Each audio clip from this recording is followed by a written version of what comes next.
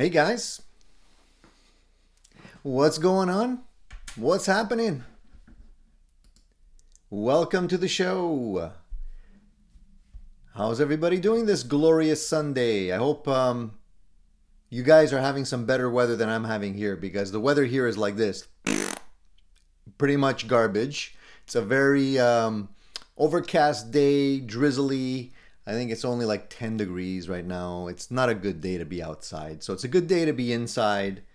I'm glad you guys are joining me for the Sunday show today, and hopefully we can warm things up, have a little bit of fun, and enjoy the latest news and trends. Let's see, who's here today? Am I alone? Is this thing on? We have a few people here already. Let's see. Rico, Davis, Jean-Pierre, Zach, Dan, Marcel. Nice to see you, Marcel. Who else is here today? Don P.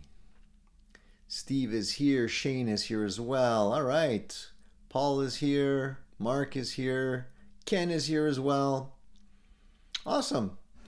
Good, good. I'm happy to see you guys. I'm always looking forward to Sundays. Best day of the week. The only day of the week where, at least for me, things slow down a little bit. There's not as much happening, so it's a good day to concentrate on yourself, you know? You, your gear, your guitar, a little me time. So let's consider the Sunday show me time for everybody. So I'm sure other people will trickle in eventually. I think today, for some reason, I think the notification maybe went out a little bit late. So I'm sure other people will trickle in as the show progresses. But we're going to start anyway. And we're going to get into some interesting conversation. Hey, Christian, nice to see you, man. Long time no see. Nunzio's here as well. Nunzio, what's going on? And Wayne says, hey, bud, go Canucks, go. Wayne's a hockey fan. Shane says, how many here own an EVH overdrive? I don't own one. The closest EVH pedal that I own, I never actually, well, I own one of the Phase 90, the EVH Phase 90 pedals back in the day, but not a distortion pedal. I actually went for the Pinnacle instead from Wampler. To me, that was one of my first favorite pedals, the Pinnacle. It's a great pedal if you guys don't have one already. Check them out. If you have any doubt that you can get Van Halen tones out of that pedal, don't, because it's definitely one of the pedals that it has a lot of flexibility in terms of tonality. You can get some really nice overdriven sounds out of that pedal. And Alex says the EVH overdrive is cool because it has the noise gate built in. I think that in general, I tend to prefer pedals that don't have too many bells and whistles. Like, I don't really dig combo pedals all that much. The reason for that is because I feel like sometimes if, for example, the overdrive is great, but the noise gate isn't, sometimes you're stuck with both, you know? I prefer to go strictly overdrive for one pedal, strictly noise gate for another pedal, so that if anything goes wrong, or perhaps like if something goes wrong with the pedal, then you're losing two pedals. And if you don't, let's say if over time you change your opinion, maybe your taste changes or whatever, you know, you're kind of stuck with that combo, if you know what I mean. Alexander says he traded his EVH Iconic 40 for a Marshall DSL 40 CR. And after that trade, Alexander, do you feel you made the right choice?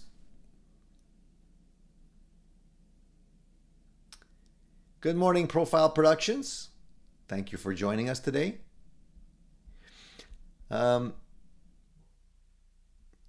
If you guys have any questions, please feel free to ask them right away. We're going to get started on general talk as we normally do anyways, and we tend to go off on different tangents.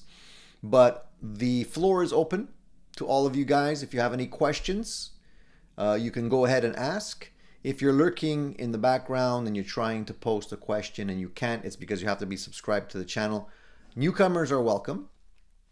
If this is the first time on the show with us, you don't have to worry. We don't bite, and we are all welcome. We all welcome newcomers, new questions. Just subscribe to the channel. About a minute later, you'll be able to jump in on the chat, and you won't miss out on any of the fun. All right. Today is show 206, if I have my math correct. And Cool Tune says, breaking news, my hunt for Marshall SV20 is over. Nice, dude. So yes, if you guys have been tuning in regularly, Cool Tunes has been on the hunt for his SV20, which is a Marshall Studio Vintage, similar to what I have here. Very, very good amplifier, except unfortunately I am having some issues with mine that I need to resolve. But it looks like Cool Tunes has found one. So give us the news. Do you already have possession of said amp, or did you order it? Are you waiting for it to arrive? What's the story on that? We all want to know.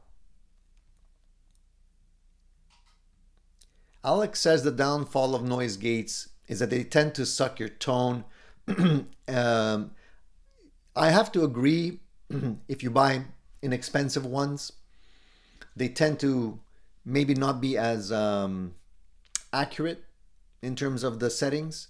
Sometimes you have to make compromises, but if you buy good ones, generally they're quite flexible, and you're able to get by with, you could surgically set them so that they don't necessarily seem that they're messing with your tone all that much, you know. But I guess ideally would be to start with a clean signal to begin with, so you don't really have to rely on a noise gate.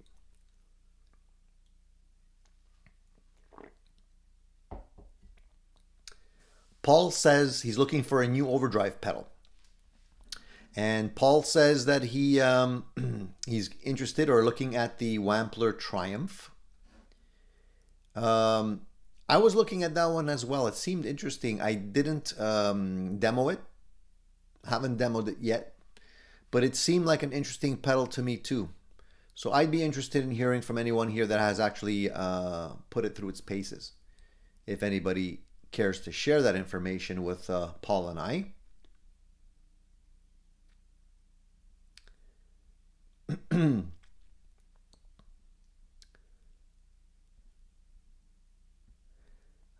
Just scrolling a little here. Yeah, Nunzio says sometimes the noise gates can be annoying depending on how it's, what kind of noise gate, how you're using it, where it's in the signal chain. I agree. It's kind of like a band-aid, you know. I guess if you're recording and you're really a stickler and you want to have like a completely clean signal, then, you know, a noise gate would be something that you kind of have to live with. But technically having a clean signal to begin with would be best. Shane says he hasn't owned an Octaver pedal in a while. What do you recommend for Hendrix tone? Well, I feel like the Octaver pedals, any kind of octave pedals are cool, but they're very limited. Like there's not a whole lot you can actually use them for, in my opinion, before they get a little bit redundant. I mean, there's a lot of different ones doing the same thing out there. I mean, is one really better than the other? What I really like in an octave pedal is to be able to do harmonies. So if you're playing a little lead and you want to do like a fifth below or a third above or something like that, I like octaver pedals that allow you to dial in specific, not frequencies, but how do I say this? Tone, specific pitches. I like those. A lot of them don't do that though. they get you in the ballpark. You know, like if you want to do that Queen, those Queen harmonies, an octaver pedal would be cool for that. But you have to have like a specific one. A lot of them will do drop tuning better than they do pitches above the note. The pitches above the note, for whatever reason, always sound a little weird. So I don't know. Cool Tune says my Marshall amp should get in a couple days from Germany. Scored it for 1,005 Canadian, brand new. That's a sweet deal, man. Is that like including taxes and everything? Shipping and taxes, or just the amp itself? Congratulations, dude. That's a very nice find, a very good deal.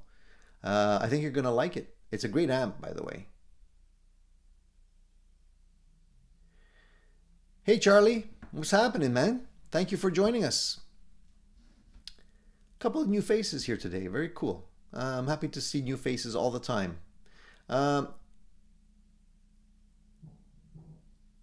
Yeah, you can also turn off the noise gate and not use it. Exactly.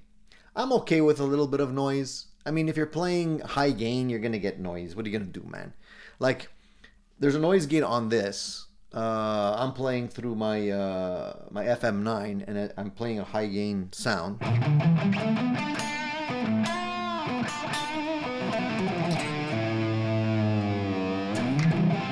Basically,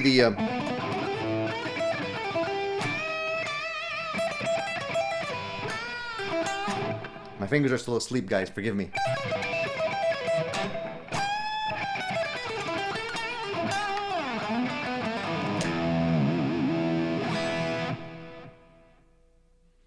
So you see the noise gate kicks in. It's pretty decent.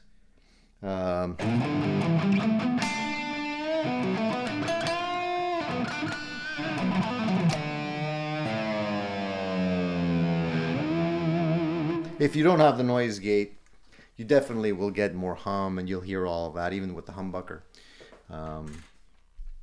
By the way, I'm playing this guitar today. This is a Kramer Beretta Special blacked out version that I modded with the black tuners, the Vega Trem on it, and it's got a Seymour Duncan JB in it now.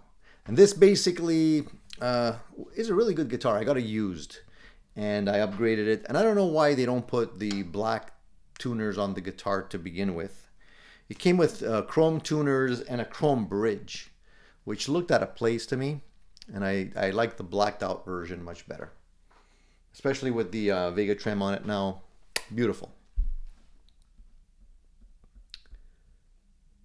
Jean-Pierre says, sounds like Van Halen to me. I don't know. I think the ears may be failing, JP. I don't know about that. Does that sound like Van Halen? Something like that, anyways. The thing about this guitar is I've had it on my rack here for a while. I think it needs a little bit of a neck relief adjustment. The action is a little high because I haven't played it in a while.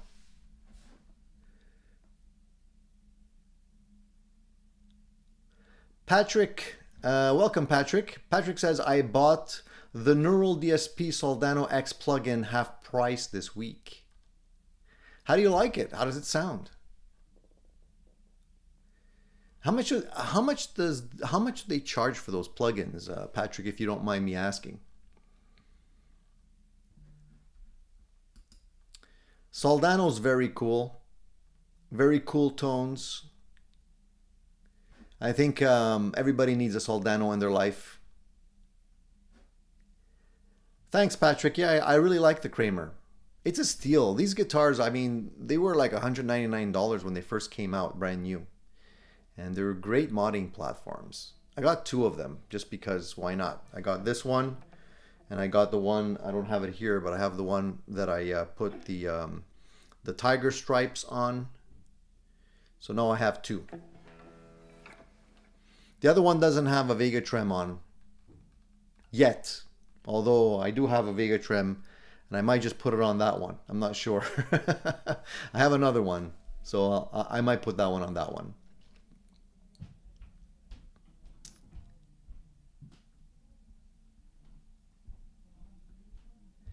I missed a couple of comments here. Dan of New Jersey says the SVT20 attenuator required if you want a relationship with your neighbors. It is true. Dan has a point. The amp is very loud. It's a 20 watt amp. But yeah, if you want to really crank it and put it in the what I call the G spot of the amplifier, then you have to have an attenuator. And I got a Bulgara one. Works fine. I think you can grab those probably about $100 used, maybe even less if you get lucky. They work just as fine. I had a Weber, a more expensive Weber attenuator back in the day that I was using with another amplifier. Very good attenuator, but you know, to me it was like I didn't see a big difference between that one and the Bulgara one, to be honest with you. Hey AB, how's it going?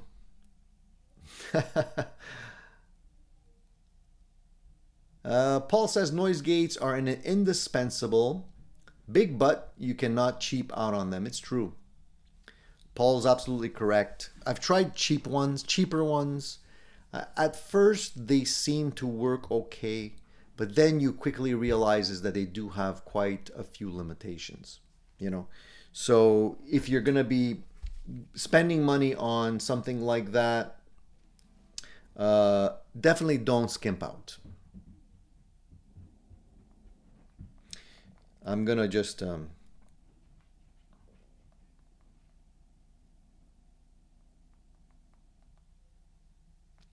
I just have to leave a quick message. There's a special guest in the house today that we're trying to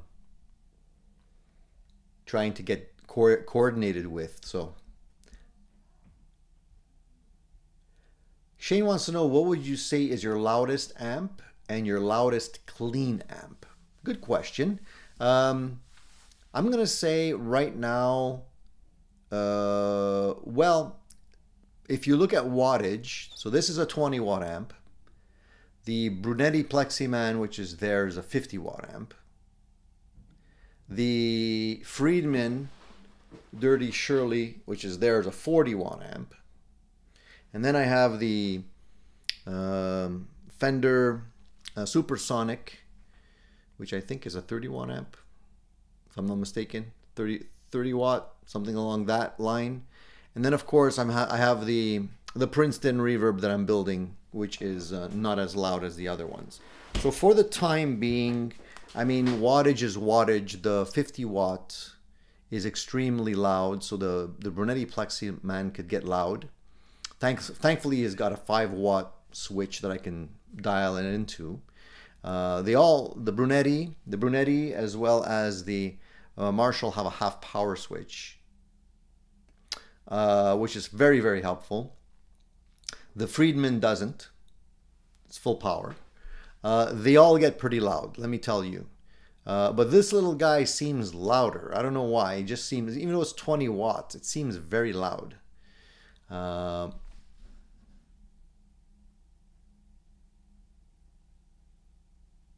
Dan says he uses a Tone King Ironman 2 because I want to have a 50 amp option. I think that we will see valve amps flood the market at some point. I'll be there if a good value. JP says, I didn't mean the song, but the sound of your guitar. Yeah, I get you. I get you, JP. The amp patch that I'm playing here is a Brit 800, which is a Marshall JCM 800.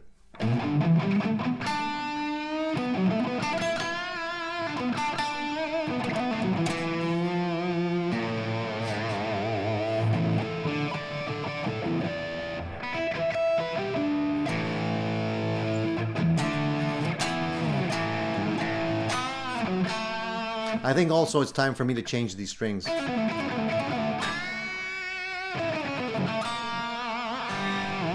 love this. The gurgles. Or You can do this way too.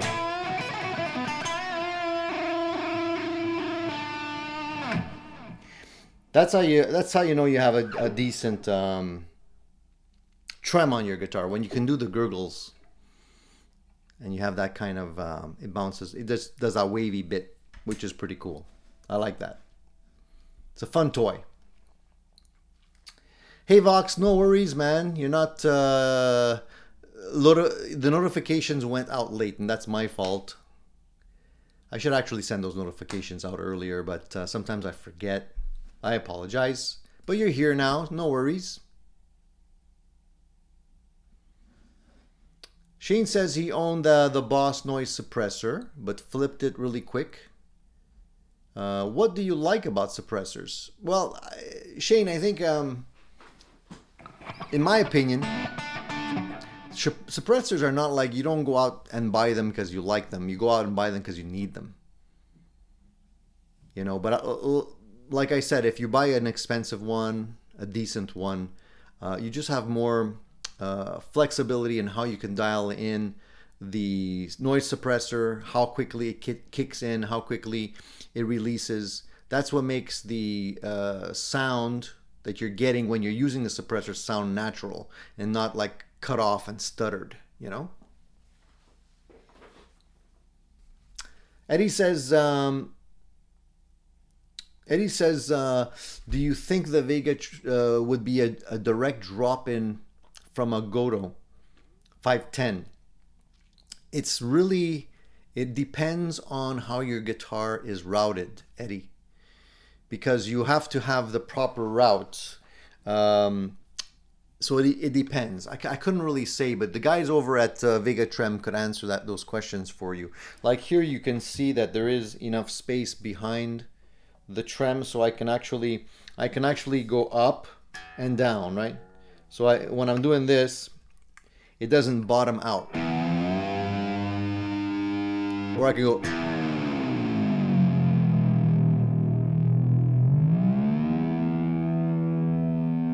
You see what I mean?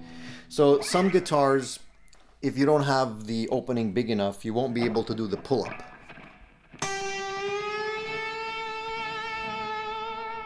You know, you're only going to be able to go down. You're only going to be able to go down, and I like doing both.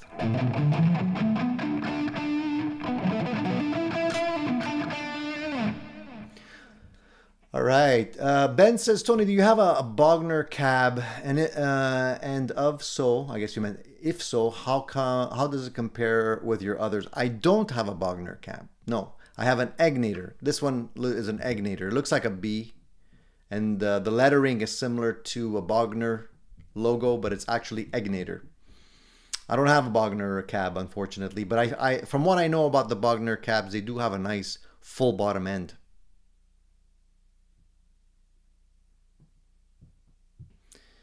Shane says, where I run into problems is when I try to pull up on the trem. What's the issue, Shane? Do you bottom out?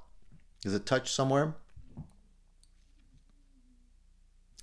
Yeah, there's something about black guitars. Eh? I don't know. I mean, the reason I bought this guitar specifically is because it reminded me a lot of my early Ibanez guitar, the Roadstar 2 that I spoke to you guys about way back when. Very similar looking guitar because it was all black. It had black pickups, a rosewood fretboard. The headstock was also painted black, different shape. But actually, I think I have a picture I can show you guys, but I don't know if it'll work because I was having issues with the photos last week. Here, let me try once again and see if it'll actually work this time. And promise not to laugh. Okay, this is an early picture. Can you see this? Let me know if you can see that or not. If you can see it, it's basically a picture of me. I think I was like 17 at the time. You can tell by the mullet. But that is the guitar that I was telling you about. It's the that is the Ibanez Roadstar 2. My very first guitar that I bought. and had 3 Strat style pickups, completely black. The pickguard was black as well. And that was it. That was my guitar, man. And I regret selling that. My mom bought me that guitar. And yeah, unfortunately, I sold it. And I regret it. So there's another, I'll show you another picture. You guys will see how... can you guys see it or not? I don't know. Yeah, I guess you can. Okay, great. I'll show you another one here. Give me a sec. This is another shot. Again, I was about the same age. And the funny thing is, in this shot, I was a little bit of an idiot, I gotta say. Why? Because, I'll show you. Let me just pull this up here. A drive down memory lane, I guess we can call it. Okay, can you see that one?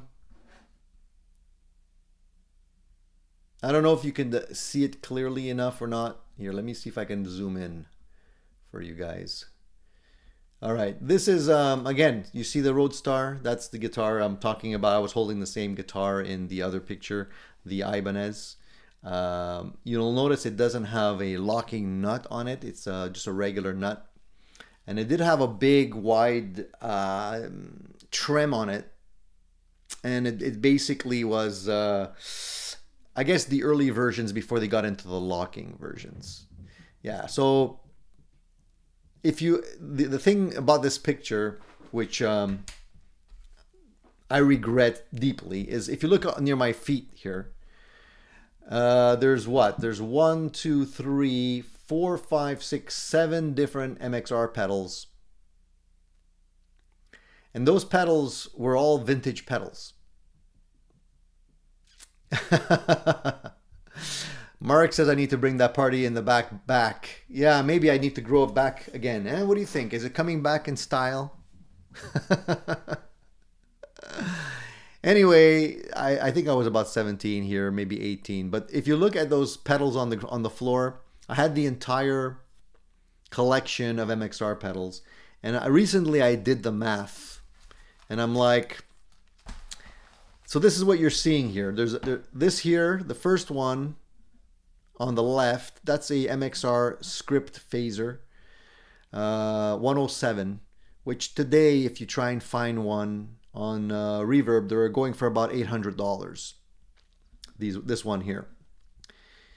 And by the way, these are all sold. I sold them all. I don't have any more of these. So the second one here is a MXR, I believe it was the 120 envelope filter, which sells for about $379 today. Then of course we have this one. This is the Dynacomp, which sells for about $278 today. And behind my foot here, there's another one, which I don't really remember which one it was, to be honest with you. But there's 2 of them back here. This one is a darker one. If anybody knows what this one may have been, tell me. I don't really remember what it was, to be honest. But of course, the yellow one here, that's the stereo chorus with the big fat plug, with the 3-pronged plug that they had back in the day that you had to plug in. You can see the wires going back here. And there was another one, this one also. This one and this one had their own big fat plugs in them. But the stereo chorus also is about $560 today, if you want to get that one. I believe, oh yeah, I remember what this one was now. The one behind my foot. That's the Distortion Plus. I had 2 of those, the MXR Distortion Pluses. And those, just the Distortion Pluses now, I think are about $900, $940 or $950. I had 2 of them. And then finally, the one at the end is the flanger, the M117, which goes for about $425. So that collection, that entire collection, I remember buying that collection for, I don't know, maybe $200 back in the day. All of them. Something like that. Wasn't very expensive. And basically, I sold them all. So I feel like an idiot right now because would have been worth way more. But to be honest with you, I never really liked the sound of the Distortion Plus.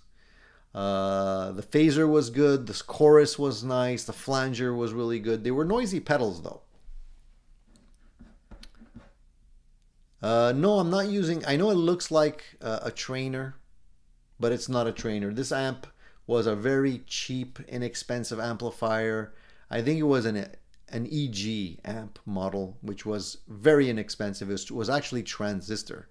So all of these pedals here are overkill for that particular amplifier that I was rocking back then. But that was just before I sold that one and got another amplifier, gradually upgraded. But my first two amps were transistor amps, and I was glad to get rid of them.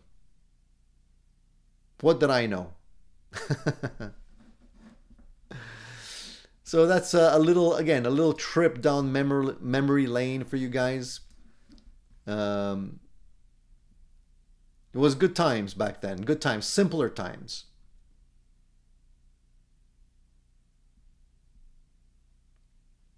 Shane had a mullet too, apparently. He says, the problem with my mullet is my hair would always go curly when it got wrong. My little brother rocked an awesome mullet.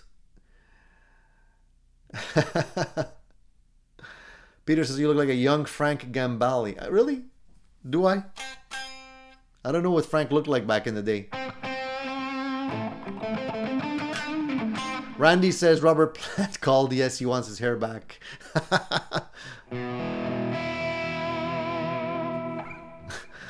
Okay, guys. Okay. Take it easy. Take it easy.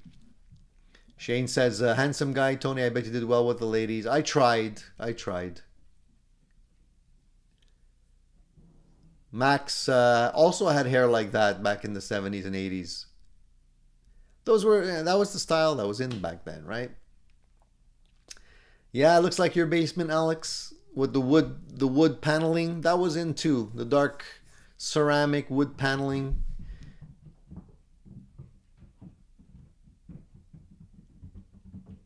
Yeah, that's right. A Fender Classic 70 guitar strap on a Kramer guitar. It's actually, that wasn't a Kramer guitar, Max. That was an Ibanez, actually.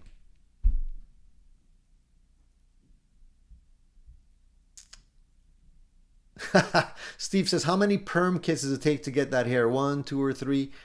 I think 1.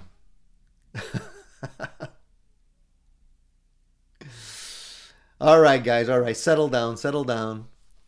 You're making me get embarrassed now. I'm not going to want to share stuff with you guys anymore. The mother of all mullets. That's correct, Wayne. I tried to rock that as much as I could. Listen, Paul has a suggestion for everyone. It says best comp for comp haters is a new J-Rocket Airchild 66, a convincing clone of a 50s Fairchild 66, only $230 USD.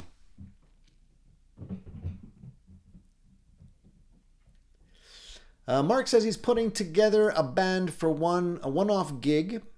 I have an opening for my friend's band. I'm trying to decide which guitar to use. I'm thinking my HSS Strat. Well, you can always use that's always an all-arounder, right? You could leave it in the humbucking position if you get tired of the single coils, but if you want to get a little bit more spanky, little thinner sounding, you can also go to the single coil. It's an all-around guitar. I think you can't go wrong with one of those.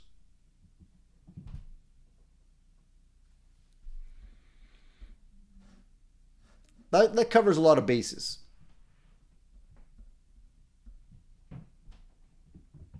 So what do you guys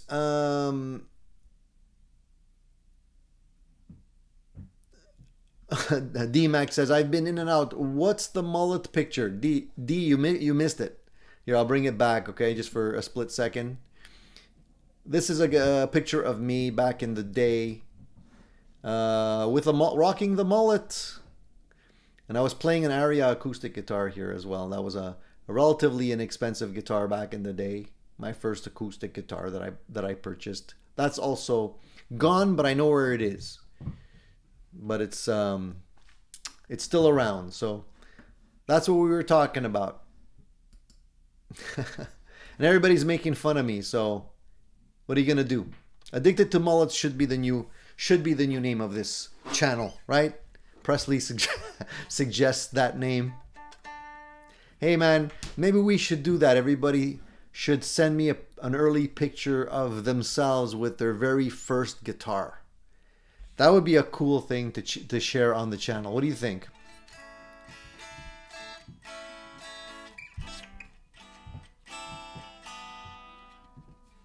Anyways, if you feel courageous enough, you can send those over to me. I think that would be just fine. We can definitely have a few giggles. And you don't have to be embarrassed. We're a family here, right? Well, the sad news this week, sadder news, is that the music industry is getting a lot more difficult for a lot of people, including the people down at Sam Ash, because they announced that they're closing all of their doors. And this is extremely sad news. I'm sure you guys probably have heard about this. Sam Ash originally closed down 18 of their 44 locations. That was already a little bit of a shock for some people. But this week they announced that's it. They're closing all of their stores.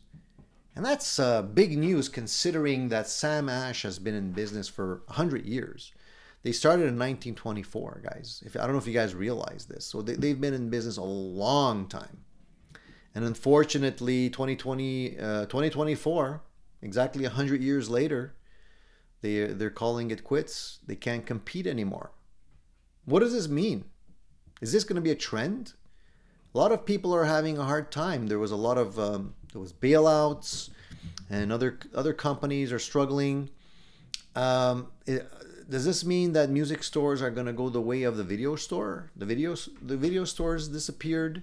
They couldn't compete with online streaming and all this kind of stuff. And I think actually online shopping is killing the music shops, which is a shame. But I think that, I mean, realistically speaking, a lot of companies simply can't compete with that business model of selling online, because not only are you competing with, you're not competing in your local market anymore. You're competing across the globe, right? People can now shop wherever they like. Let me just answer this quick. They can shop wherever they like, and that means that you can build up business in your local area. You can build up loyalty in your local area, but as soon as the gates open and you can shop anywhere and get better prices across the globe, what is going to stop you from shopping elsewhere? You don't have any skin in the game at the end of the day, right? And if you're like other people, I mean, everybody's tightening their belt. Prices are getting expensive. Everything, cost of living is going up. So if you can get a deal, most people are going to go for the deal. So the loyalty goes out the window. And if you haven't built up a good online presence where you can actually go and sell direct online yourself, you just can't compete.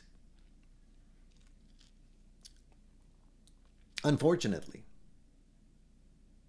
Now I know that they're having sort of a liquidation sale at this stage. I think I haven't looked, but I think some items are 30 to 40% off. If I guess they're liquidating stuff there, so if you do want to get something, you could probably take a look. It hurts my heart to take advantage of a store. I mean, I bet you they're going to be doing extremely well during this month or so, where everybody's going to grab all of the deals, but they were not necessarily shopping there consistently over time.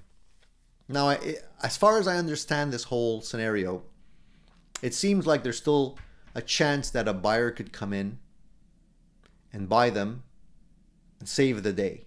What kind of a chance is there that we're going to actually see that happen? I'm going to say pretty slim.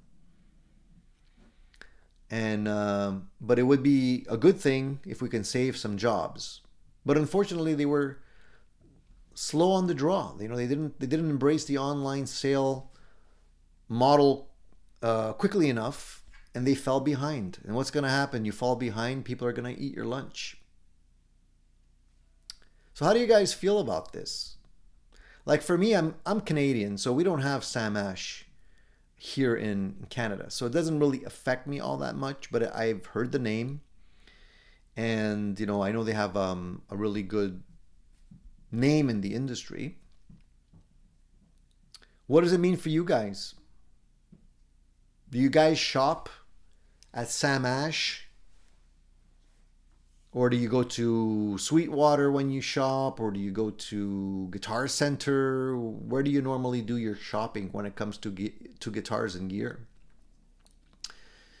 And I think the reality is that the other reason why a lot of these stores can't compete is because they're not only competing with other stores all over the globe, but they're also competing with the manufacturers that are also going direct.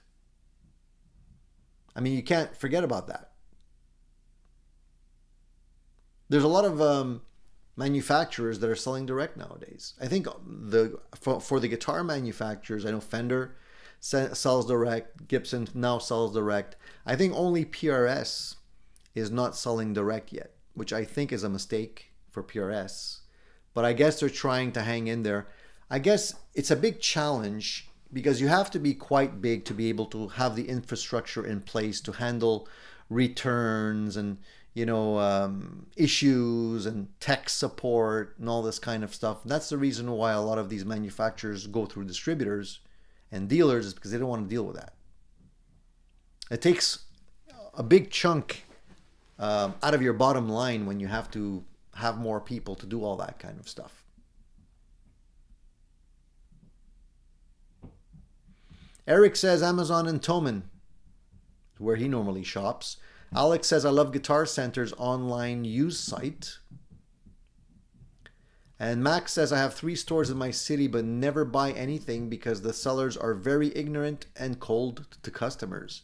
That's the thing. If you're going into a shop, you expect them to at least give you the velvet glove treatment because, I mean, otherwise, what's the point of going into the shop? But if you're taking the time out of your day to drive, you know, whatever, 15, 20 kilometers to a shop, you know, take time out of your day to go there, and then you end up walking in and they're not giving you the time of day, or, you know, they treat you like you're bothering them, or they can't take the time to answer your questions, then what's the point of buying in a shop, you know?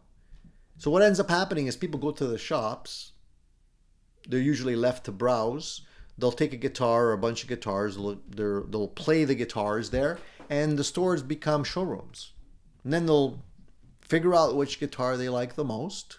They'll go online and they'll buy it from whoever can give them the best deal. A guitar is a guitar, right? Some people feel that way. They rather shop for the deal, right? Other people won't be caught dead buying from a store without trying the guitar first, because I'm kind of that way too. Like I don't like buying from stores because I feel like I'm getting ripped off. So I prefer to buy used, but I won't buy used if I can't try it out first. You know what I'm saying? You know, there's a learning curve to all of this, because at the end of the day, you'll get burnt maybe once, twice. Then you'll learn your lesson. And a lot of people will say, you know what, I'm never buying a guitar without trying it first again, you know. Some people just feel lucky. They'll take a chance, and until something happens and they don't get burnt, they'll do it again and again until something happens, you know. So who do you think is going to be next? Is it going to be Guitar Center that's going to be going belly up?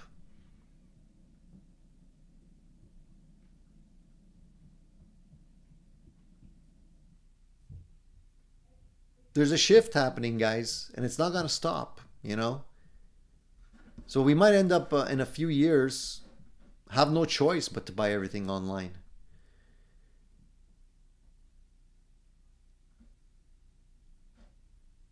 Vox says, last time I went to Central Music, the guitar tech yelled over at me, "Hey Eric, we got in a sweet Paisley Strat you will like."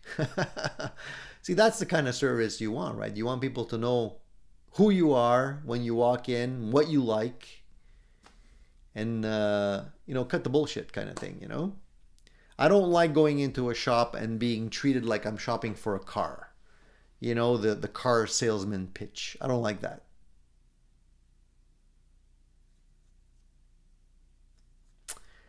MFN is here. Hey, welcome. He says, hi, Tony and everyone. Last week I asked about the Fender Telecaster thin line. I pulled the trigger. Congratulations. Nice. Another new product day for somebody here. I pulled the trigger. Arrives Tuesday direct from Fender. Good experience. Needs a tremolo pedal for it. Recommendations. So first of all, I want to say congratulations. Second of all, you see what I mean? We're just talking about guitar centers going belly up because people are buying online direct. And you did exactly that too. You bought direct from Fender, but you said it was a good experience. So there you go. A lot of people are doing that. Tremolo pedal. Any recommendations? Honestly, I usually go for the cheapest one. I think I had a Joyo version or something, and it worked. It was an optical tremolo. Worked fine. I'm sure there's better ones out there. And I'm sure Paul may have a couple of suggestions for you. But I didn't have any issues with the Joyo version, imagine. Depends what you're looking for, obviously.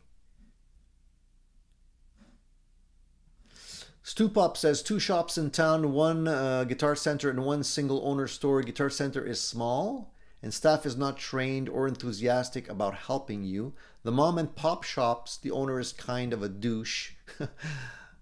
What are you going to do, right? The thing is, I mean, a lot of the mom and pop shops are willing to give you deals, whereas the big centers, the chain stores, sometimes are not. I've always had that experience where if I go into a smaller shop and I'm like, I'm interested in this guitar, what's the best you can give me? Like, I'm definitely not going to pay what's listed on the guitar. You know, and they can always do a 10, 15, sometimes 20%. They can always give you a better price. That's what I like about the smaller shops.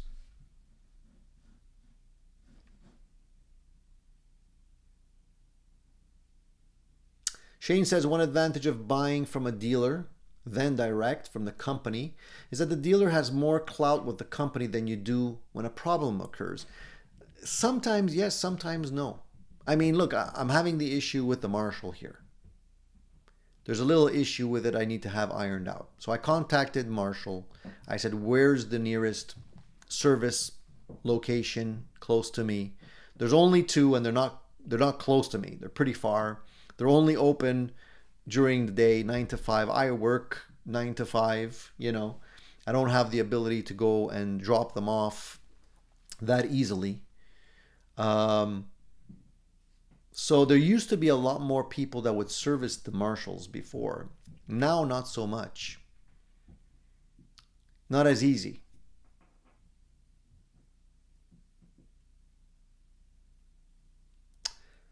Surferby says, how's the fractal going, Tony? It's going just fine. I was just playing it earlier. I was playing it with this guitar. I just want to retune here I was doing a lot of bending on the Vega trem here, a lot of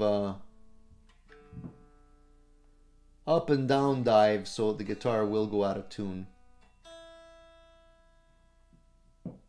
But I'm digging it.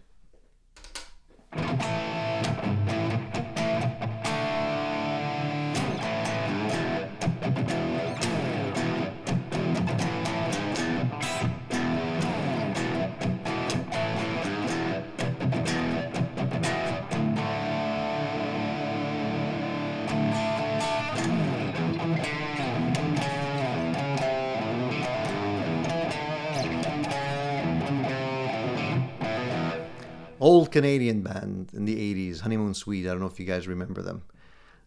I don't know why that popped into my head. You also had another one.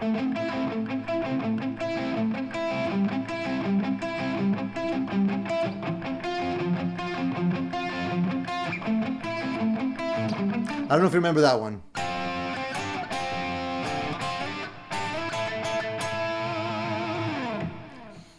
These are, if you guys are not Canadian, you probably won't remember those tunes, but being a Canadian, You know, when I think 80s, I think Honeymoon Suite, because you know they were popular back then.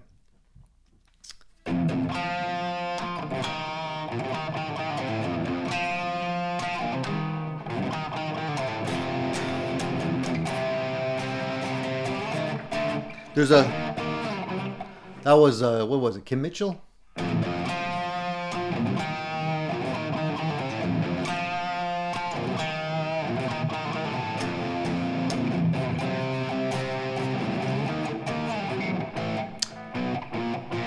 Something I don't even remember.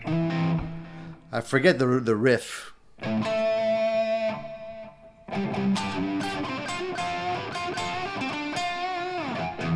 Anyway, that was a long time ago.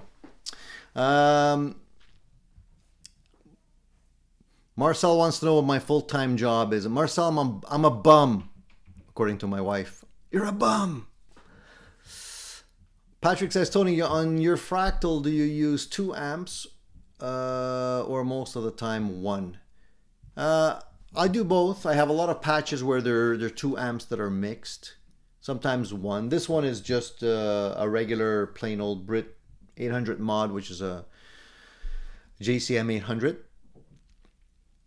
Vox saw Honeymoon Suite at high school. Yeah, that's cool. I saw Honeymoon Suite. Where did I see them? At the open air concert. It was we have a place called La Ronde, which is kind of like it's the Etsy version of Disneyland here in where I am. And they had an outdoor stage, and Honeymoon Suite was playing there at one point. I remember during the summertime, they would do fireworks festivities every weekend. And that's by the water, and that's where they do the fireworks. So it was a combo deal. You would go in, buy a day pass for the amusement park. Then at 10 o'clock, the concert would start. It was Honeymoon Suite. And then right after that, you would have the fireworks. And that was a lot of fun back in the day. And that's actually the same place I got to see Stevie Ray Vaughan, was at that amusement park. And he did an amazing show there.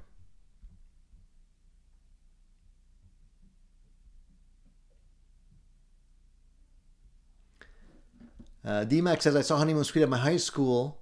Saw them many years later at a summer music fest. Solid band. Yeah, they played well. I'm sure they can probably still crank them out.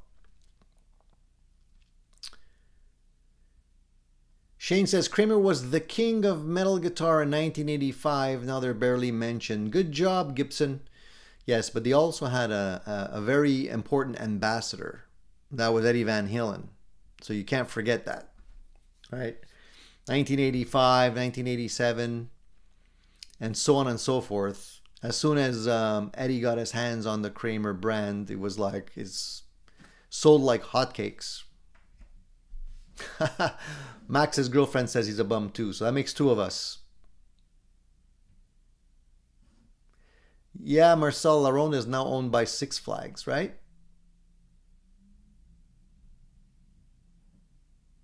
Helix, yeah, I remember that, Patrick. Helix. I totally forgot about that.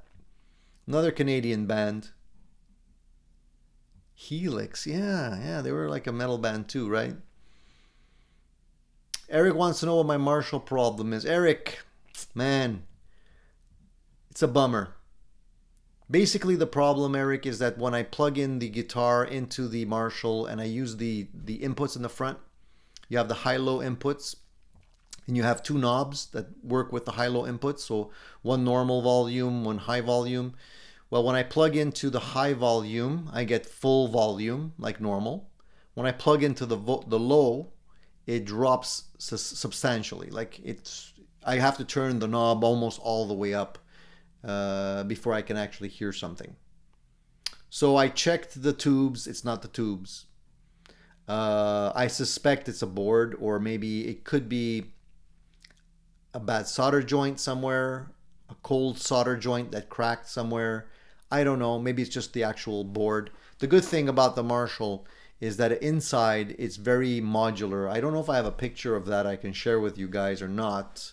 I may have. Let me just take a quick look here and I'll show you what I mean if I can.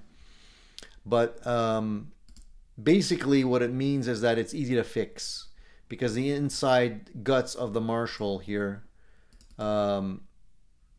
is very... Here, let me show you. I have a picture. It's not a great picture, but I can show you. Let me just flip it. There we go. Okay, here I'll share with you guys so you can see. If you guys don't own a Marshall SV Studio Vintage 20, this is what you would get on the inside. Can you see that? So let me zoom in here. I'll show you what I mean. So all of these components, see, it's all boards. So if any of these things break, you just have to replace the board. And that makes it easier to work with. Now the components on the boards here, they're big enough that you can fix them. If you want to remove a component or you want to modify a value, you can do it. And it's easy to take out the board so you have access to the back. So it's very serviceable, which I like. So the board in question are these guys here. The lower right hand side here. Can you see this here? These are the two boards that are associated with the inputs. Here you can see the input jack right over here on the lower left. And so if it's one of these boards, it's very simple. You just have to take these boards off and just see there's a quick connect right there. I don't know if you can see that. Let me zoom in a little bit more. The picture's a little blurry, but you can see. So these are the boards here, these two boards, high, low. And they just snap right on the board right here. So I would have thought that maybe the problem was one of these was loose or there was maybe a bad crimp or something like that. But it doesn't look like that's the case. I should maybe play around with that a little bit more and see. But anyways, I'm sure I'll get to the bottom of it. It just requires a little bit more attention, more than I can give it because I'm not a technician. So if any of you understands more than I do on this stuff, you can maybe help me out.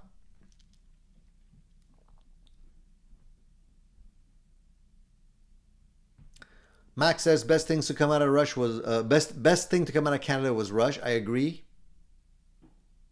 Shane sent me his 16-year-old picture on Instagram. Cool. I can't wait to take a look at that, Shane.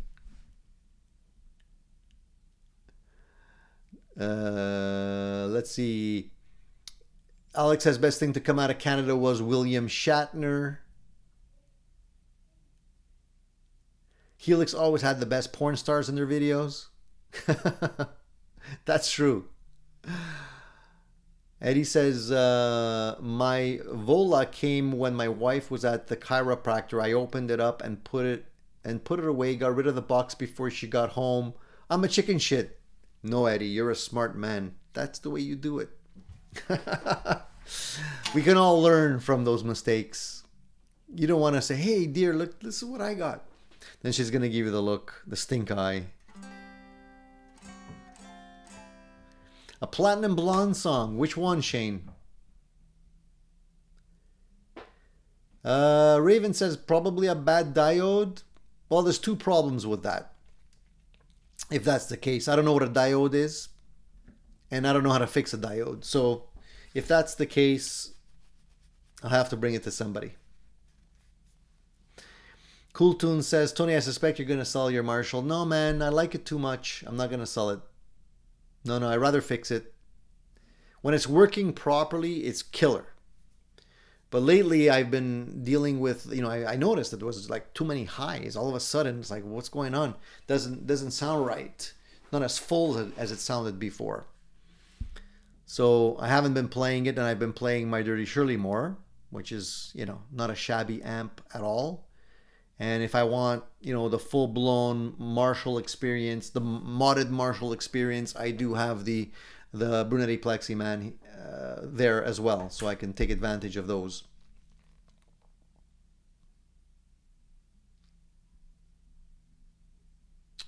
Vox says, a friend of mine used to play bass for Jason McCoy's band. Anyone know who that is? Nope, sorry. Don't know. And Danielle says, keep looking for inside images of the Rev amps, but cannot find any. Are you looking for those because you need to fix something, or you just need a reference?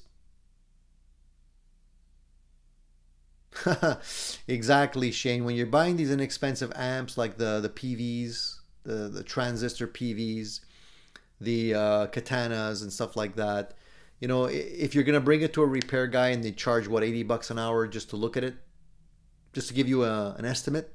So it's $80 in, 80, $90 in, at least an hour or so to repair it. That's already $200. At the end of the day, yeah, you're probably better off just buying another one. Charlie wants to know, hey Tony, $1,000 go-to combo amp. $1,000. Well, first of all, it's getting harder to find a combo amp for 1,000.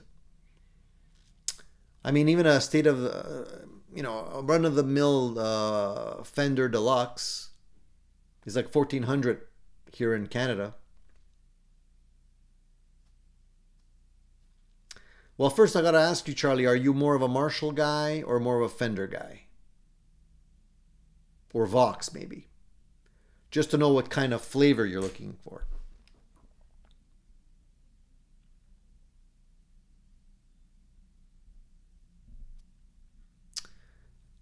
Everybody wants to know what my full-time job is. If I tell you my full-time job, I'm going to have to kill you guys. Some things we don't talk about. Looks like Molex connectors. Easy fix if you have replacement boards. Yeah, exactly. That's the beauty of the Marshall. I like that. Dan wants to know, do you jumper the inputs on the SV20? Absolutely, Dan. That's the reason why I'm having this issue. I can't jumper them and blend high and low channels.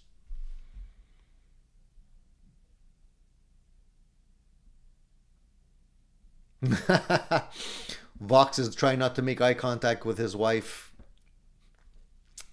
Are you feeling a little hot? You know, is your neck getting hot there, Vox? She's probably looking at you now, like, with that look, like, wait till the show ends. I'll fix your wagon.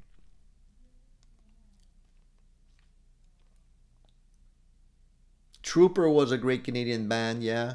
Triumph was another one. Eric says diodes are black with a silver ring. Ah, okay. How can you tell if the diode is bad though? I guess you gotta measure. You gotta measure the values, which would probably mean I would need a schematic or something like that. I tried kicking it, Max. I tried. I do the Hendrix thing. I just like slam my guitar against it and rock it back and forth. You know, the Deep Purple thing.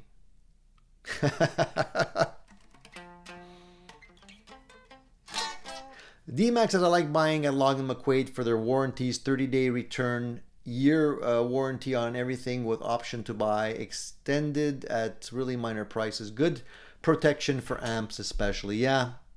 Unfortunately, I bought this one used, so I can't do that. Can't bring it back.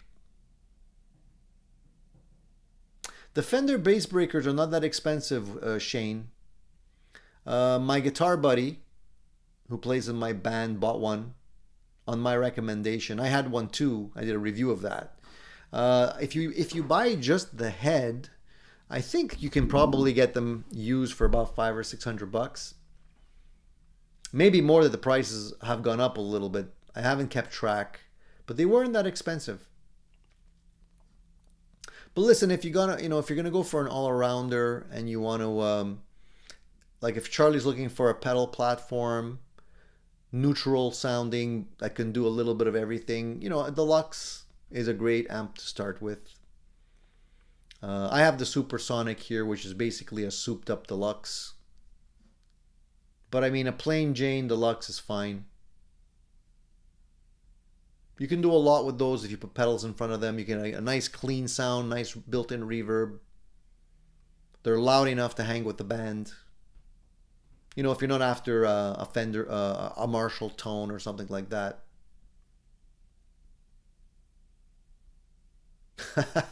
Eddie says, Don Corleone, you never ask a man what he does for a living.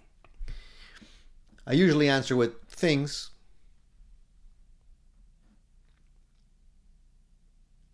Rico says, Tony, the Google says The reverse bias resistance of a good diode displays OL on the multimeter.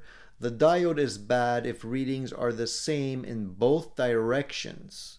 Okay, well, first of all, Rico, I don't want to kill myself. There's a lot of juice in that amplifier. And I'm a little reluctant to poke around on things if I'm not really sure about what can kill me. So that's the reason why I wouldn't mind paying somebody to take a peek for me. Jeff Healy was one of the greatest. Yeah, I have to say Jeff was amazing. I did. Charlie, simply unacceptable. This stuff this should not happen. When I called Marshall, I gave him shit. I'm like, guys, I don't know what you're doing there, but this is, do you know who I am? I told him, do you know who I am? I'm freaking Tony from Addicted to Gear. And they're like, who? I'm like, oh, never mind. I don't have enough clout, unfortunately. So Marcel says, no need to buy extended warranties in Quebec. You're covered by the consumer protection law. I don't know if that holds up if you're buying something used. I don't think it could be transferred to, you know, you're buying something and you transfer it to someone else, unfortunately. Dan says, Tony, I was losing output on my Studio Jubilee and found that my closing the effects loop cleaned up the issue. Just shutting it off did not fix it. Got the advice from the Marshall. Wait a minute. So you're saying closing the effects loop? So just pushing in the little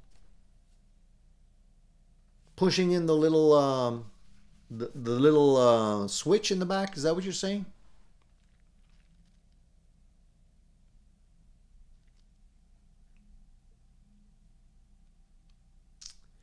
Are bass breakers based on cleans plus dirt? Yeah, they are. They're kind of, the thing with the bass breakers, they have kind of a nice clean sound, a cleanish sound, but they're pushed.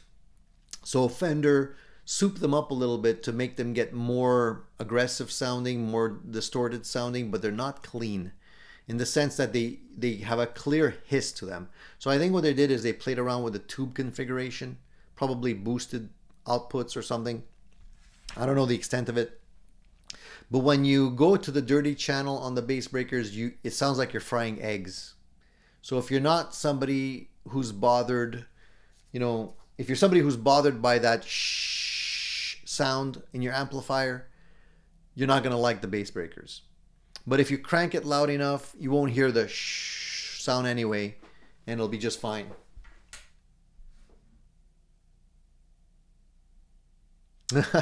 Cool Tune says, Google says your most wanted list. Yeah. Don't Google. Google doesn't know anything.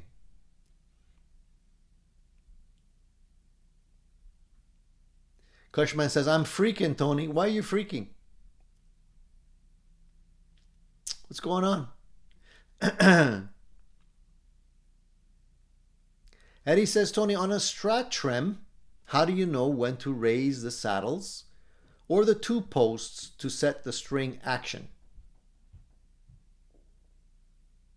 How do you know when to raise the saddles or the two posts? Well, generally, I don't like the bridge too high. You know what I mean? So if you raise the posts, the bridge will be higher off the neck.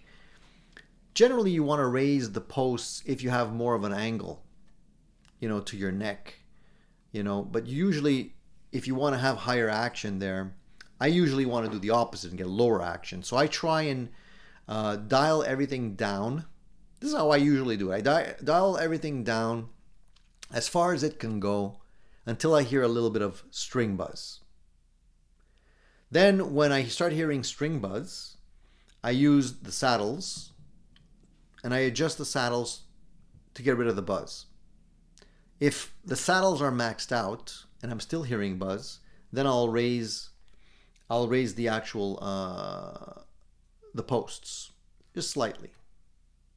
And generally, quarter turns is all you need if you like low action. Now, if you play really hard and you're slamming on the strings and you're going to get buzzing when it's really low, then you want to raise that action quite a bit. Max says I got to make Marshall an offer they can't refuse. Exactly. Exactly. I'm working on it.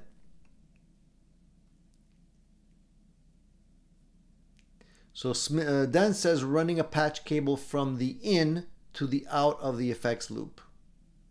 Oh, I see what you mean. So bypassing the circuit is what you're saying.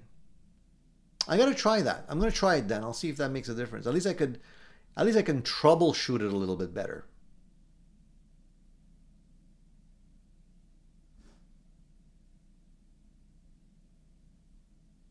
I get it now. I get it now. Sorry, I'm a little dense sometimes, but I get it. In and out, connected. Gotcha.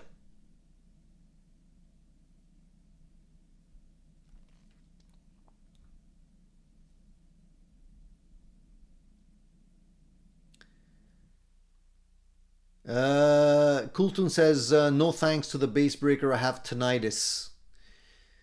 Yeah, so if you have tinnitus, then you're already hearing the ch in your ear anyway. So it won't make a difference. Everything will sound like a bass breaker. Max says, for strats, use an understring radius gauge to set the string height on the saddles perfectly. They're cheap to buy. Exactly. That's a good tip. I forgot to mention that. You know, if you want to get your string set up to follow the radius of your neck, so if you have a 9 or 10-inch radius or whatever, just get a fretboard radius gauge, put it under your strings, and then just set them until they all lightly touch the top of the radius gauge, and it'll feel nice. So Gene's getting itchy. He wants to talk about the poll question today. So shall we get into it? Let's do it. Let me pull it up. Poll question, you guys know where it is? Who can tell me where the poll question is? A lot of people still don't know where it is. It's in the community section of the Addicted to Gear YouTube page. So if you go there, at the top, there's a little tab for community, and it's usually there. So I put this poll together early last week, about 4 days ago, to be precise. And I know there's a lot of controversy around this stuff, but I figured it might be interesting to take a sample of what you guys feel about this. So the question is, do you prefer to top wrap, and I said bottom wrap, but it's not really accurate, top wrap or traditional wrap your guitar strings when using a guitar with a bridge and stop tail? So typically what I mean by that is a Les Paul style guitar. Like you can't do that. You can't top wrap this. You can't top wrap a Strat. But if you have something that has a separate bridge and tailpiece, you can. So the question was, what do you prefer? So do you prefer to top wrap your strings, traditional wrap them? So in other words, going in from behind the tailpiece over the bridge. And I asked if, maybe some of you tried both, didn't see a big difference, or simply your bridge doesn't allow it. Okay, so, and the last one is I play acoustic guitar. So acoustic guitar doesn't really apply to acoustic guitar. So in order of most popular vote, 35% said I prefer to top wrap my strings. That's surprising to me. I didn't think that many of you would be doing the top wrap. And I'm curious to know why. Why top wrap?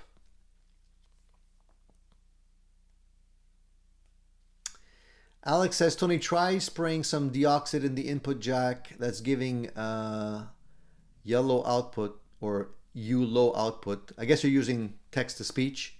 And run your guitar cable in and out, it will clear it out. I thought it might be related to that, but I'll try it. I'll try it. But it seems odd that it is that though. Because I don't hear any like static or anything like that. If I wiggle it, it doesn't make a difference. But I'll try it. It doesn't hurt to try, right? Hey, if I can fix it myself, I save myself a ton of money. So why not? I'll try the jumper wire in the effects loop and I'll see if that solves the issue. I didn't think of that. See, that's why I like you guys. You're always on the ball. There's very smart people here.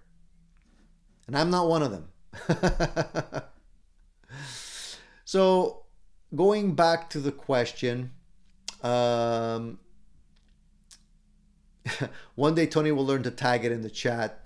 I like to do things my way, Gene. Come on, give me a break. Okay, one break coming up. Remember that line in the Van Halen song?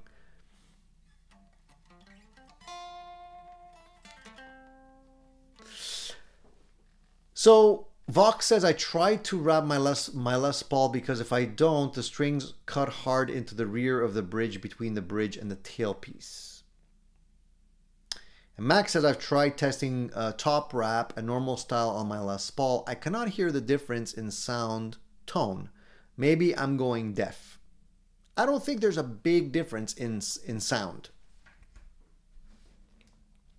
Here's my take on it, all right? Well, let's go back to the question. So 35% of you said top wrap is the way to go. 30% said I prefer to do traditional wrap or bottom wrap, which is pretty close. Only 5% difference between the two. 23% said I tried both but didn't notice a big difference. And 11% said my bridge doesn't allow me to play with different wraps. Okay, so I fall into... I normally bottom wrap or traditional wrap, even on a Les Paul. If I don't have a bridge, so in the case of my, for example, my SG Special, I don't have a bridge. It's just tailpiece. So in that case, you have to top wrap. That's the only way you can do it. And also on one of my PRS guitars, you have to do that. The bridge is designed. My core model PRS is designed to top wrap. And the difference I feel that I can tell you about is not necessarily the guitar tone. The tone of the guitar doesn't really change all that much. I think it's more a question of feel. Very subtle, but I think it does make a difference.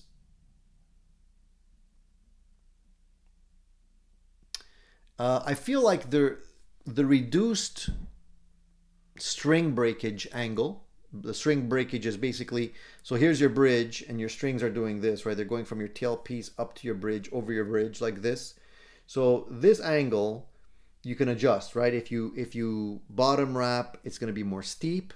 If you top wrap, it's going to be less steep. I think the reduced string breakage angle makes a difference. I think the reason why you feel a difference is because it decreases the tension over the strings. And I think it also minimizes string breakage. I think when you go really steep with your angle, you get more string breaking happening. Especially if you're an aggressive picker. I do think top wrapping makes the strings feel a little bit more flexible, stretchy. And I mean, sustain, subjective, it's hard to know. I don't think it's a huge difference. I think the strings take less abuse if they're top wrapped. And I think maybe top wrapping might make the guitar resonate a little bit better, but again, it's hard to hear the difference. It's a subtle difference. It's more in the feel than the sound.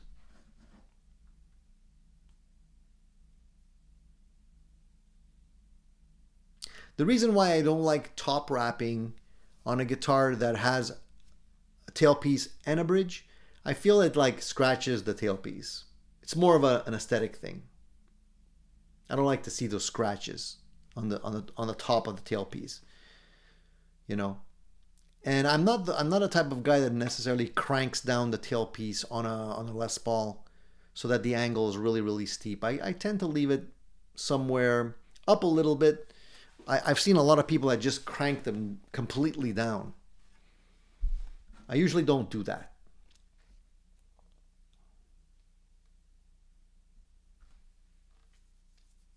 If you're a Strat guy, like Randy says, he's a Strat cat, doesn't have an issue with that. Doesn't have to worry about it.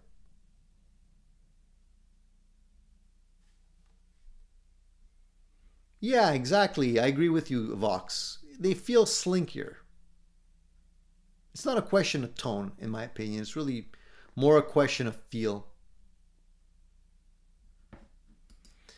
Marcel said, I thought bottom wrap meant coming from the back of the guitar and top wrap was from the rear of the bridge. It's the opposite. So top wrap means you're going from, like here, if I can, let me grab a guitar here. I'll show you.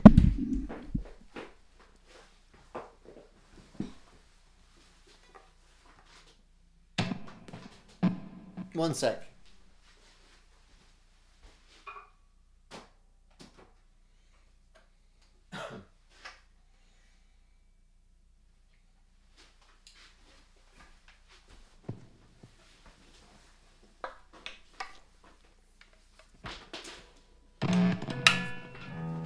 So this is neither a Les Paul or a Strat, but it'll work for demonstration purposes. So this is a PRS, and you can see the PRS here. Let me just get rid of Marcel's comment here. The PRS here also has one. It's a tailpiece and a bridge in one. So what does that mean? It means the strings go in this way, out the back, over the top, and back that way. Now the difference here is that PRS designed it to be top wrapping, but you do have adjustment for intonation on this one. There's other ones where you don't have adjustment for intonation. It's really the shape of the tailpiece, right? So it's the same idea on a Les Paul. Excuse me, on a Les Paul, it's the same idea, except the bridge and the tailpiece are two different pieces, separate pieces. That's the only difference. Does that make sense?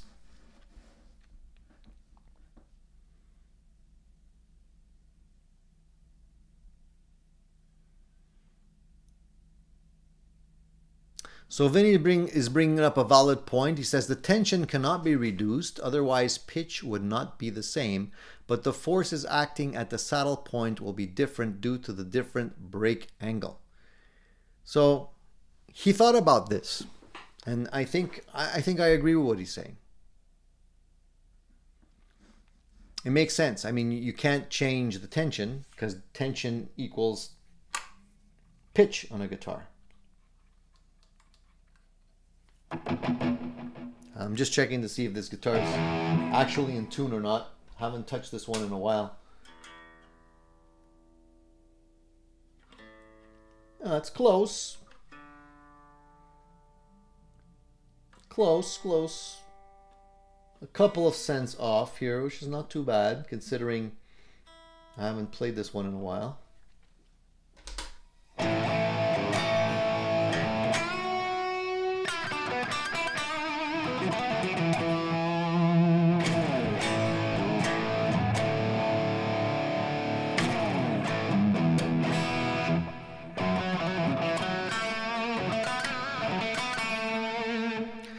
Believe it or not, these are low output pickups. Sanford Magnetics. They make really nice pickups if you're in Canada and you want to check them out. And I did a review of these pickups. And I like the way they sound because they're low output, but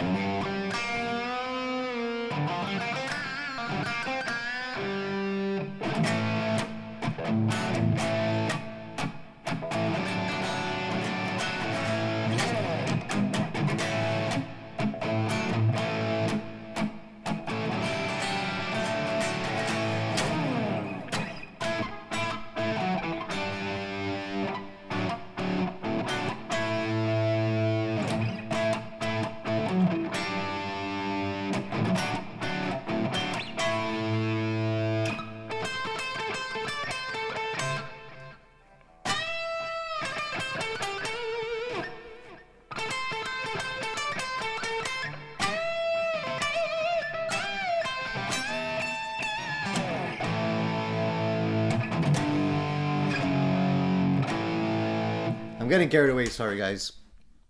I didn't mean to serenade you. That's what happens when you have nice sounding pickups. And I love the nickel. That's love when they start getting cruddy.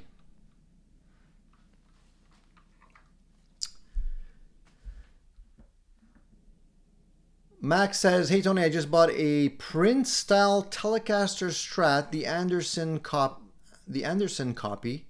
That guitar should sound interesting." Yeah, it should indeed. Huh. I'd love to see some pictures of that once you receive it, if you can send them to me. Eric65 says, "Free." Yeah, it's about the only thing that's free these days. Thanks, Paul. Yeah, I do like this guitar. I haven't played it in a while, and it, you know, it's got the semi-hollow thing happening, but it's not really like, doesn't really have a huge impact in terms of sounding semi-hollow. It still sounds pretty rock and roll. Thanks, guys. I appreciate it. Thanks for the comment. I mean, yeah, I complained about the hole, Max. I'm like, what is this? It's full of holes. No good. I tried to get a discount, but they wouldn't bite.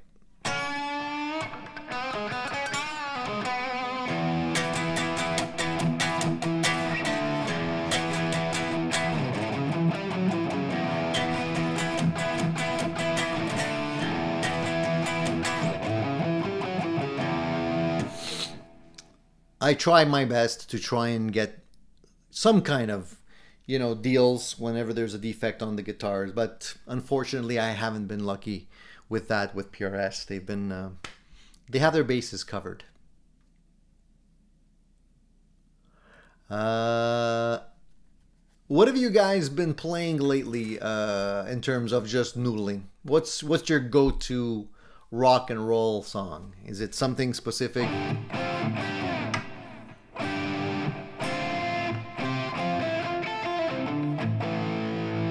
No, it's not a sticker. You can actually put your picks in there. I haven't lost a pick in there yet. Not yet. That's really annoying when, especially if you'd get it in here. I don't think you'd be able to get it out as easy as when you get it into a, you know, an acoustic guitar that you can just flip over the guitar and shake it out like that. You know, that wouldn't necessarily work for me. You know what I mean? So,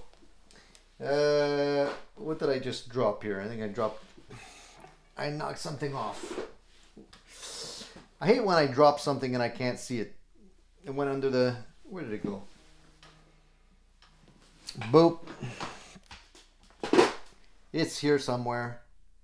You know, I always have stuff that's just floating around underneath the desk. Let me just grab another guitar here. Give me one sec. Oh boy.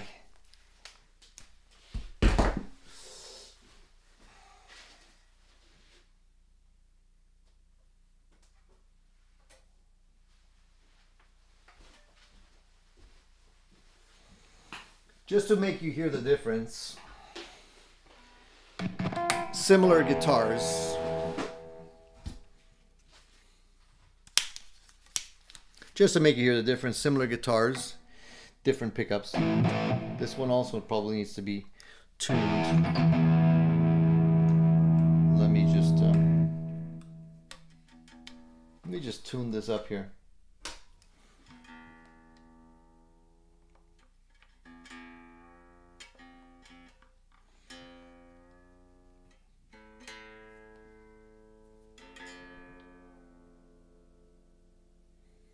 Just tuning. Give me a second, guys. Actually, went way too far on that one. So what are you guys noodling on usually? Like when you pick up your guitar for the first time after a while, what's your go-to guitar riff or song that you like to play?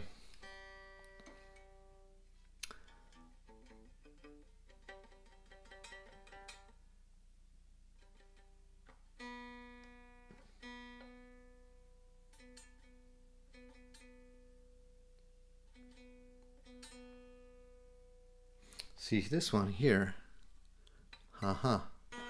Sometimes the strings, I gotta adjust that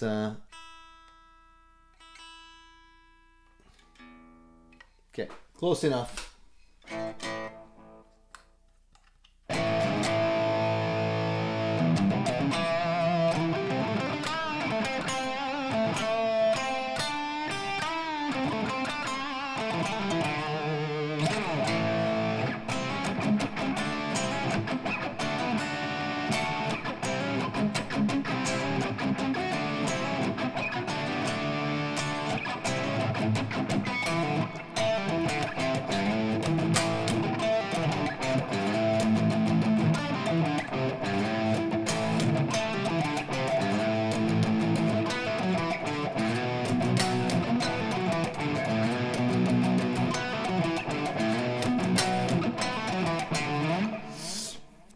What are you guys saying? So some of you play Message in a Bottle? Yeah, Message in a Bottle. I guess have to have something clean here. Let me see. Do I have a clean scene?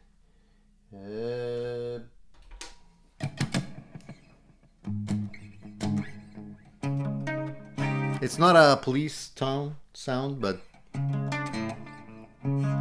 yeah.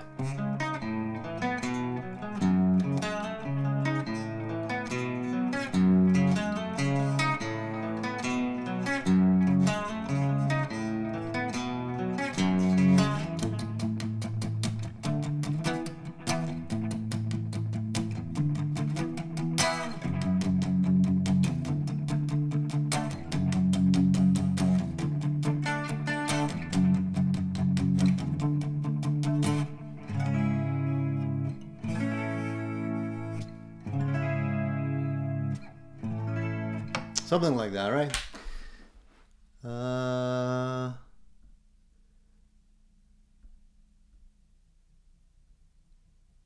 Dan says more bite with PRS pickups. These are not PRS pickups, Dan. This is another set of pickups that almost none of my guitars have the original pickups in it. So this is a different different set that I put in there. Definitely more bite with these.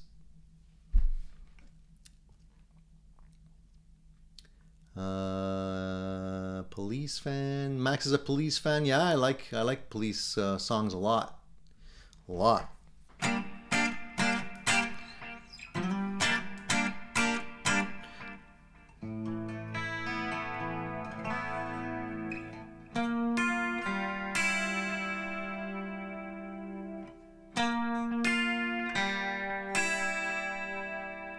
That's such a great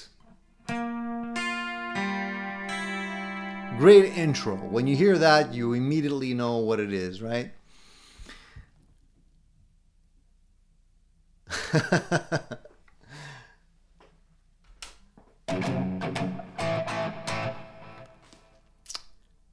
What else? What else you guys play?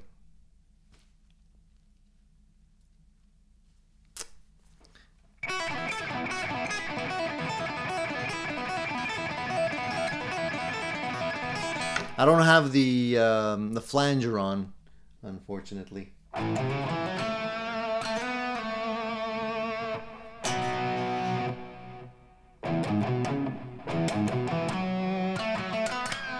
Tony, start a channel for guitar lessons with what? Tabs, please. I can't, man. You play anything on YouTube nowadays and they immediately, you know, demonetize you. So what's the point?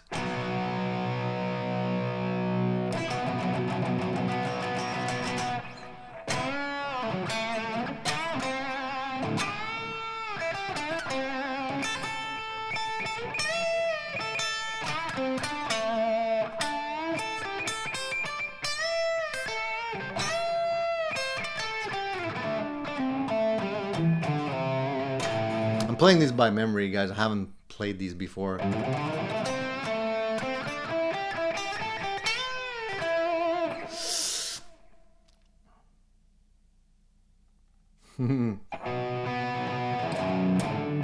How's that one go?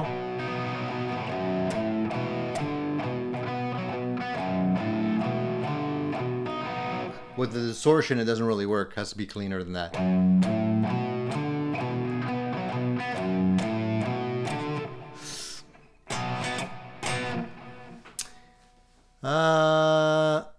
play 10 Years Gone just before bed every night.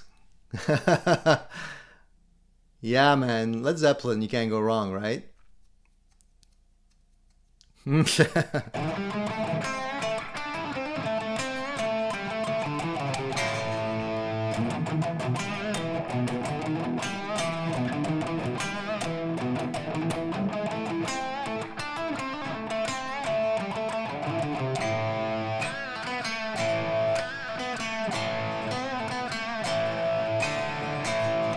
I don't know if I'm going to be demonetized, but I would say yes. So what the hell?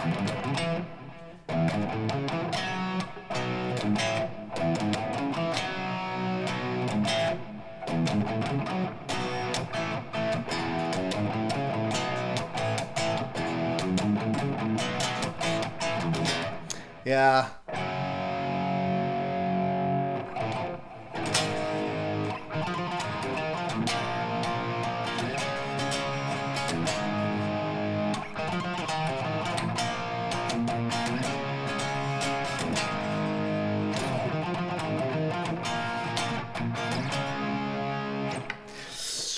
All the riffs are coming back to me now. Marcel says, hit the like button. I think, do we still have anybody still here? I don't know. After all that playing, I would have thought you guys would have left already, so...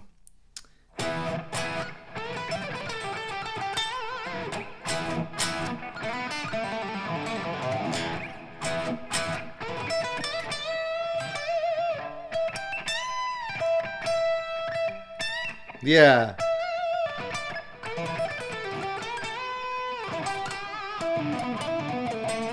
What other Led Zeppelin songs that I used to know back in the day and now I don't remember anymore? What other Led Zeppelin songs are there, man? I forget them all now. Man, I gotta practice more.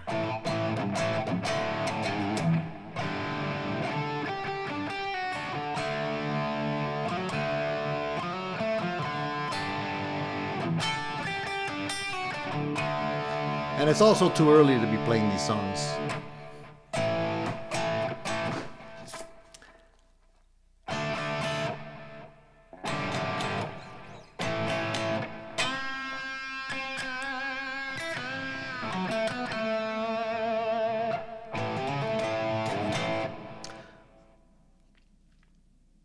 Tony, for a moment, you thought I had the Addicted to Cure logo tattooed on my arm, huh? Let's see. How would that look? Let's see. That'd be a cool tattoo to have. I gotta be on this side, right? Like, how do I do that? Can I put that in there like that? Maybe I should do that. Maybe I should get a tattoo.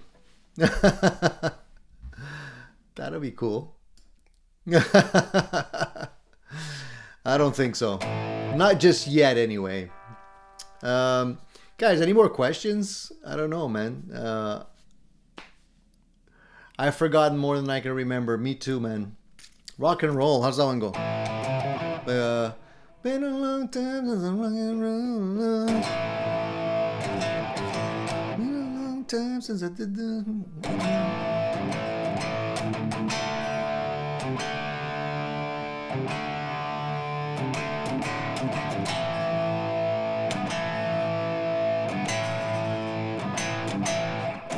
There it goes.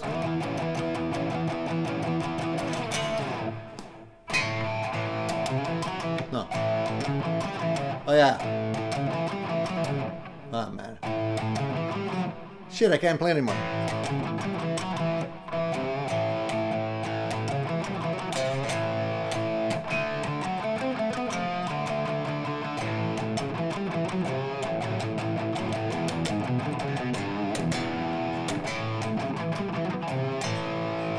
Something like that, right? I don't know, man. Something like that.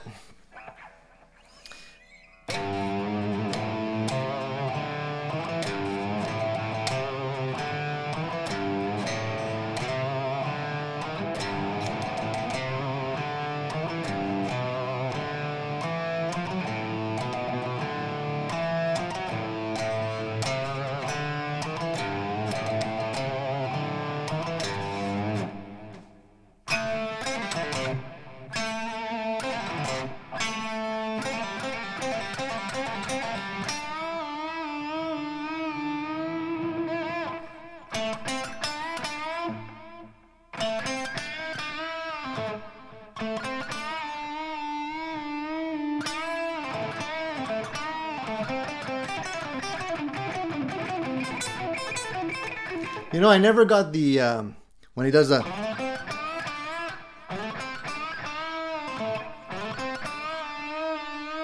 So I think what he's doing is he's doing the. I think he's doing it up there, but I don't know. But I never got to doing it that way.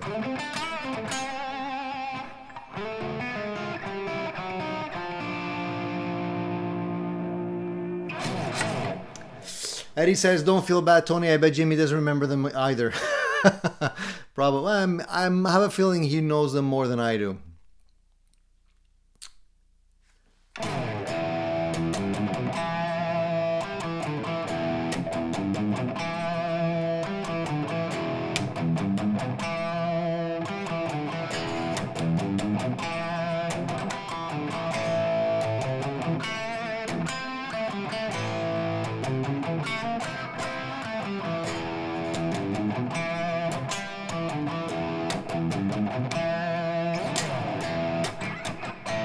I don't know if I should even carry on with that because, anyways, you guys are probably getting bored of listening to me. So let's get back to the chat, or we call it a day.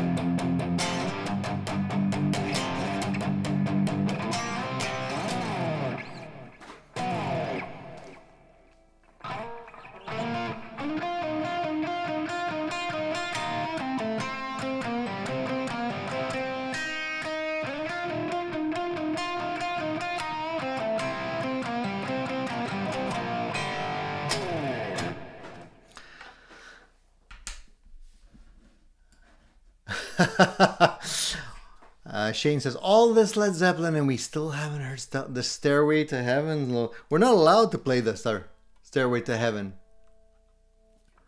I don't know if I should put it on the clean here.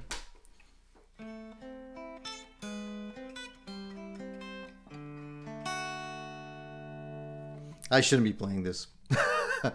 Not on YouTube.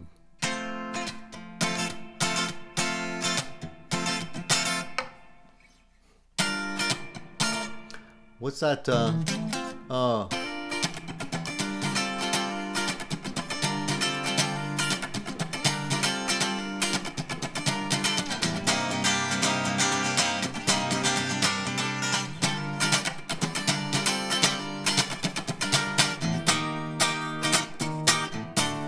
There's actually there's.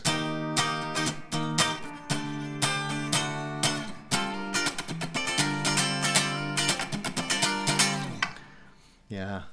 Sometimes one chord will lead you into, oh yeah, that's the chord from that song. Yeah. And I'm actually playing this kind of early, so my fingers are not even warmed up. But hey.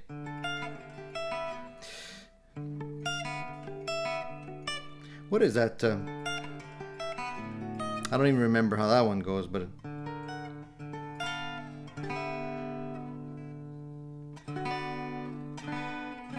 I don't remember.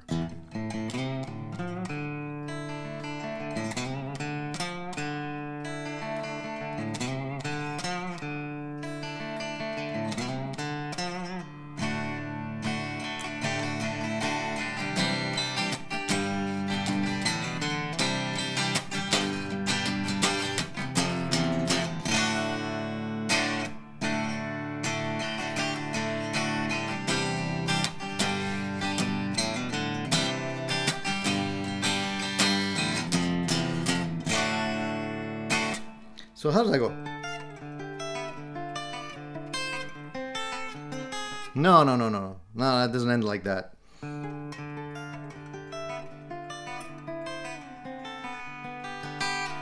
Yeah, something like that.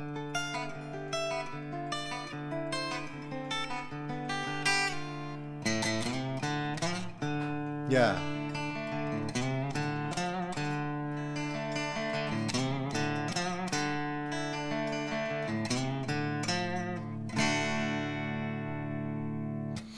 Something like that. Man.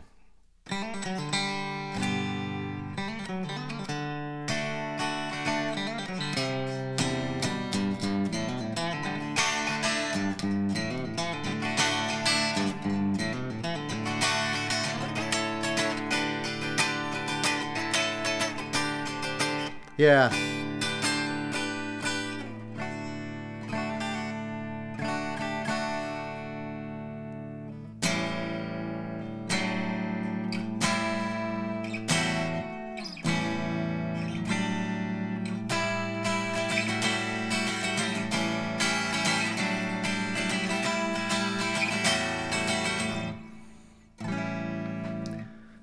All right, guys, I think I did enough torturing you guys. I think I tortured you guys enough with this playing before I get carried away.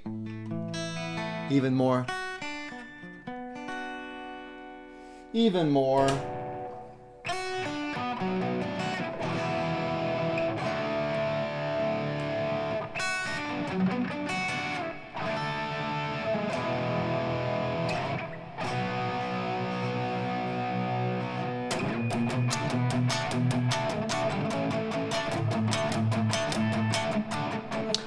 Okay, that's enough. That's enough. That's enough. Dan says, I met Bon Jovi before he became famous. He was handing out demo cassette tapes. Dedicated man. Look where he is now. All right, guys. Just one thing I want to leave you with before we actually say goodbye for this week. Just a little thought. Just a little positive thought to think about while you're doing other things this week.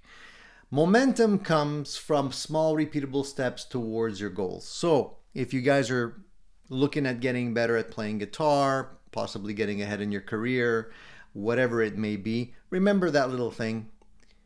It all comes from small repeatable steps focused towards your goal.